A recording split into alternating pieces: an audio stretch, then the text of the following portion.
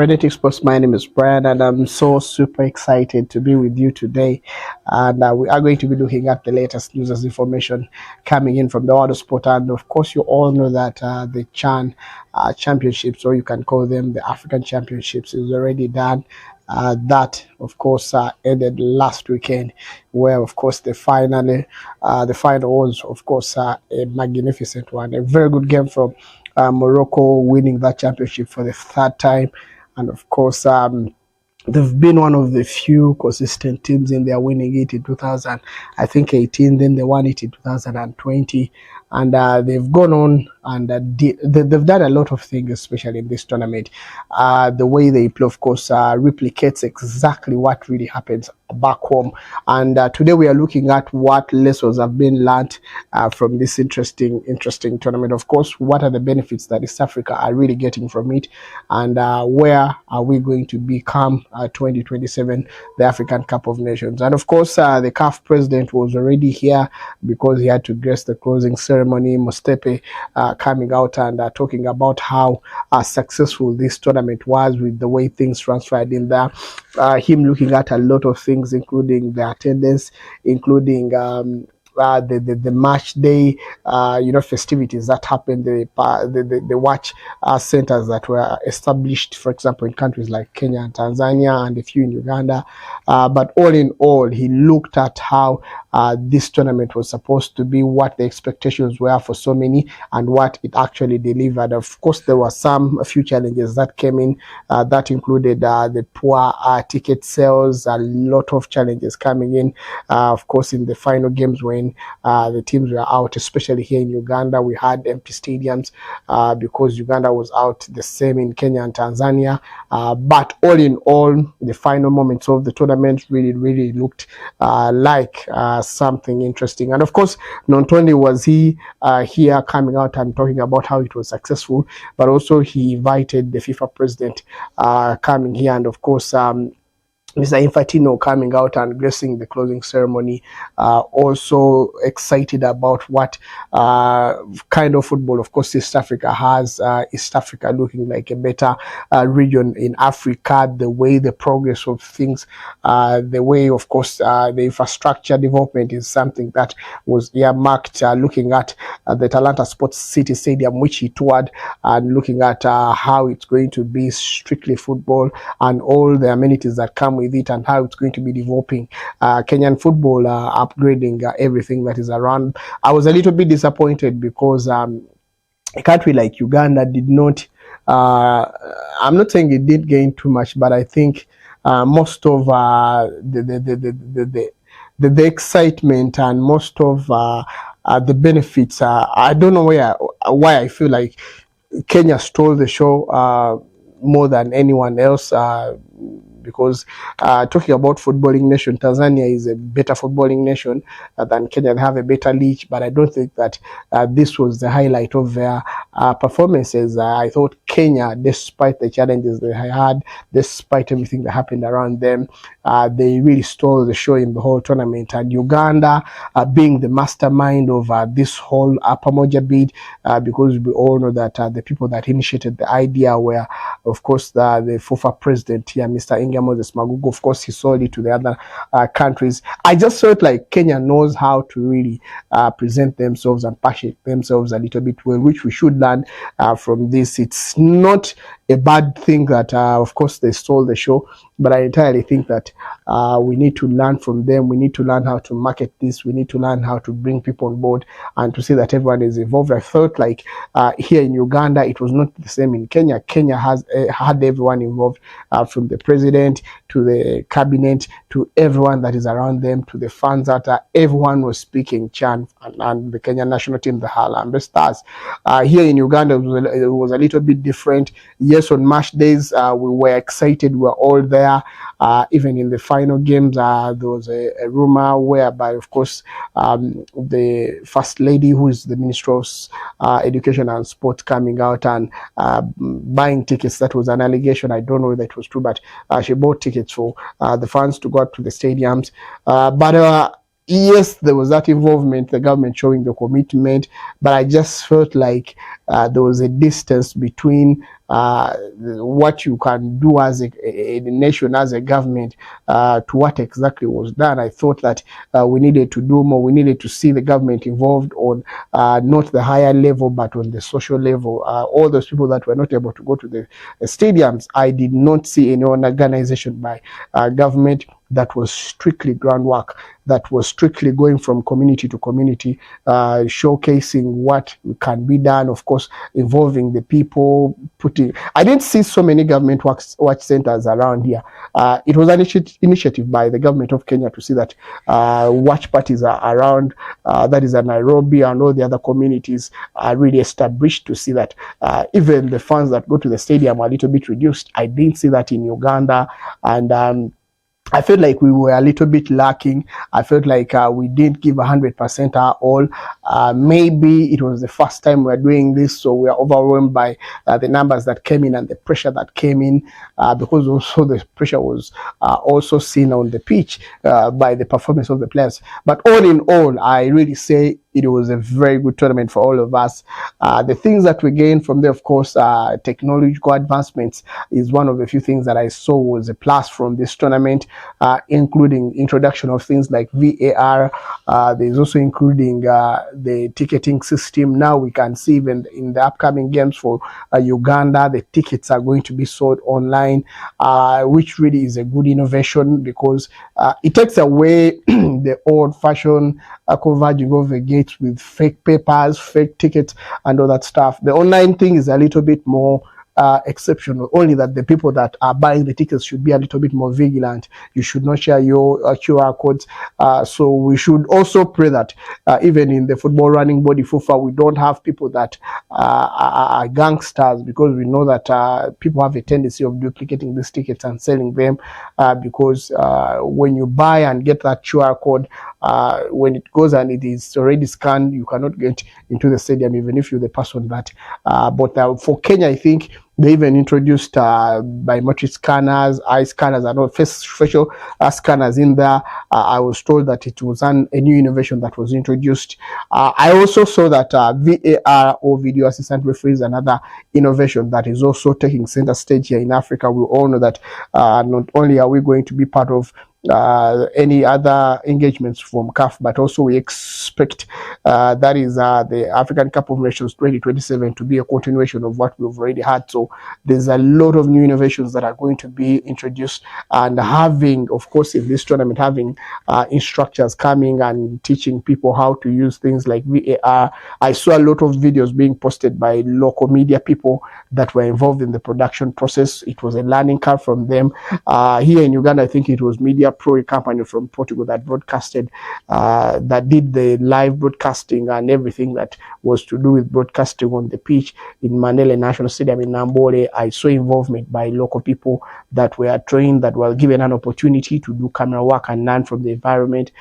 So it was a lot of good innovations that were given out there to help the people go in there. But of course, it also showcased a lot of gaps in the local football, which shows that we lack a little bit of homegrown talent that is skillful enough to compete with the likes of Morocco, Algeria, on those teams from Western Africa, including Senegal. We lack that kind of grooming of players that really can undertake the pressure that comes with international games. And we had a lot of people even coming out and talking about how we can reintroduce. An idea came up that was talking about introducing an East African League that is more of maybe a Champions League of sorts for East Africa, a tournament that encompasses all the regions of East Africa, including the likes of Rwanda, Kenya, Tanzania, Burundi, the Southern Sudan, Ethiopia, all those countries around here. And we should have a league that is also a full season league, because we have the local leagues, but they needed this to be more of a league that has teams qualifying, maybe 4 teams from each nation, having players competing with each other, traveling home and away, learning that kind of competitiveness that comes with those international games. I thought it makes sense, but maybe it's not a little bit easy to implement, because you all know the finances that are involved in all that. The clubs need to really be earning a lot of money to pay for travel expenses, to pay for hotel expenses, but to me it doesn't make any sense if at all you don't start, because the sponsors will come in if they see an opportunity for exposure, if they see an opportunity to really have their logo placed on international sports in there. So I really think that the only way we can do is try to see that our game is commercialized. I think that is why the new stadia in East Africa is really going to be making a lot of steps, especially in improving in our game. I'll give you an example. Having a stadium like the Atlanta Sports City, of course, that means there is more media space. The Facebook, of course, they call the LD boards that are around the stadium. It's advertising sport. It is a little bit more efficient because it's digital, so someone can have their ads playing, and you can have a lot of ads playing in there without having one being placed like a banner which will stay there for the whole game. In Uganda here, the Hoima City Stadium, that is also under completion. It also has those boards that are around the stadium in after the first tier going up. There's also that space where you can have LD advertising in there. So it is also a new innovation that really has not been in our game. And also I'm also pleased with the innovation of a lot of stadia in Uganda here. We have the FUFA the FUFA stadium that is already underway at the Kadiba there. It's also getting better. So we have local teams now making it their home. We already have new stadiums around the country that are really getting better. Nambol is now fully functioning, and our teams are going to be using it at their home stadium. So I really think that we should use all this to generate incomes, and also we should find things that keep the fans into the stadiums. I always talked about why we don't have fans in our games, because people do not feel the urge to be in those games, because it's just the game. You go and watch, and that's it. It needs to be an experience. Like we watch the Premier League, we watch all the other teams out there. They create moments in every single weekend of the game. If at all there is a game on the weekend and it's Liverpool versus Arsenal, it is Manchester United versus Manchester City, what happens on that full day is an experience. From, of course, 3 hours to the game to after the game, 1 or 2 hours. The people that go there, even within the game, people enjoy it. People have meetings. They go to lounges and have fun and all that stuff. There's a lot that happens. Stadium tours happen. So we need to commercialize our game and have our teams earn a lot of money, because the only way they can cater for all the expenses, have players have good salaries, because if you don't have good salaries for the players, then they will not stay in your league. So that means your league will be weakened by other leagues that have the money, because the competitiveness will not be there. Players will only just stay there because they don't have opportunities out there. But if you have competitive leagues, for example, teams like Simba and Yanga in Tanzania really put a lot of money in their games. So a player to travel and go to Kenya or Rwanda or any other team, it is a little bit difficult because the money is given to him. So it is not about the money, it's about looking at where they can improve their game a little bit more. So I entirely think that that is one of the few things that we really have to look at. And of course, what can make us better is learning to manage the game, learning to improve on the local talent, learning to have all the people that are really involved in the game, the coaches, innovating things like statistics, having performance enhancing opportunities around the stadium, improving in our gym work, improving in our everything, the physios of the players, the status, for example, having players having medical insurance and all that stuff. I'm seeing FIFA really doing innovations in that, trying to see that they professionalize the game, to see that the welfare of the players is really catered for. But of course, so it's not going to be that easy in there. And of course, this also was a test of us, the state of art of our infrastructure, including hospitals, including the hotels in there, including the stadia in there. Of course, the stadiums, we are not 100% there, but we are improving.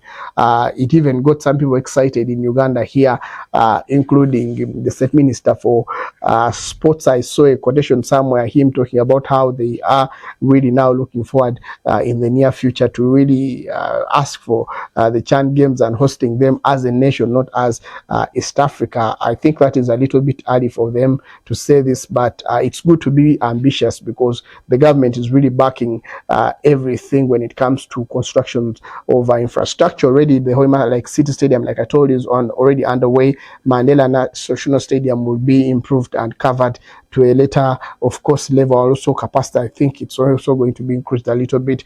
Then I also got to know that already the Akibwa Stadium is already underway. Things are looking now progressing with the Samco company, really from Egypt, really doing a very good job, of course, under consultations from things like the Qatar Sports and all other companies that are coming in to help them out. So it all looks not bad. It all looks not bad. We are waiting to see how improvements. Of course, the international airport here in Uganda is also improved to cope up with the region, the quality of the airport and the air system. What we don't have here is the railway system.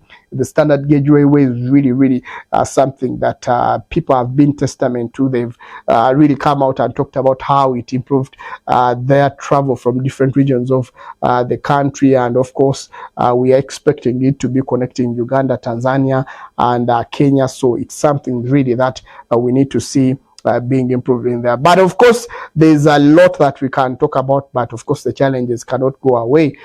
We just need to find a way of enhancing the quality of our game. Of course, there's been fights in between, of course, the management of the game from Uganda. Here we have a lot of people fighting to see that things like corruption are eliminated from the game. The one thing that we cannot go without talking about is the outstanding performances, of course, from Kenya, Tanzania, and Sudan. Really, Uganda as well, not really very bad, but I think Kenya and Tanzania really and Sudan really outperformed any other teams in the region because they showcased that they can be there. It was the first time for Kenya to be part of such a tournament for the Chan Games. They really went all the way to that level that they went to. Tanzania has always been performing very well, even in the last African Cup of Nations. We're expecting them to be a little bit better. And of course, for them, it's about their local league. They've really improved it to be where it is supposed to be. So lessons learned. It is a preparation, of course, for us to be ready for African Cup of Nations 2027. And I have this excitement in me. I have this excitement in me. I have the hope that come 2027, we are going to be ready. We are going to be. And I really think it was an awesome idea for CAF to come out and give us this tournament, because we would not know anything to do with how to prepare for such big tournaments if at all we didn't have this opportunity. So I entirely think that it was really a good move, and we are going to see ourselves get better, get bigger, and host a successful African Cup of Nations 2027. Thank you so much for being part of this. We're waiting to see what will happen later. I'll be back with a little bit more, especially to do with what happens around the sporting circles. My name is Brian. Enjoy your day. Stay safe, and bye-bye.